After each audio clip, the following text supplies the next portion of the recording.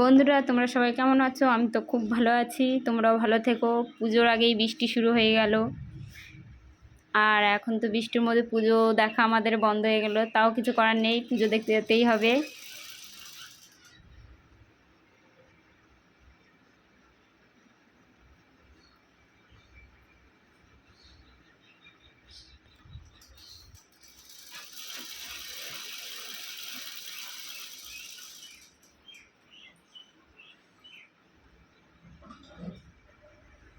এই দেখো আমার শাশুড়ি মা ব্লাউজ বানাচ্ছে।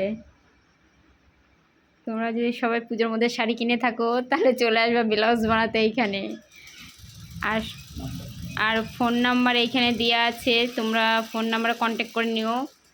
আর যাদের এই ভিডিওটা ভালো লাগে তারা কমেন্ট, শেয়ার, লাইক করে দেবা, আর সাবস্ক্রাইবারটাও করবা।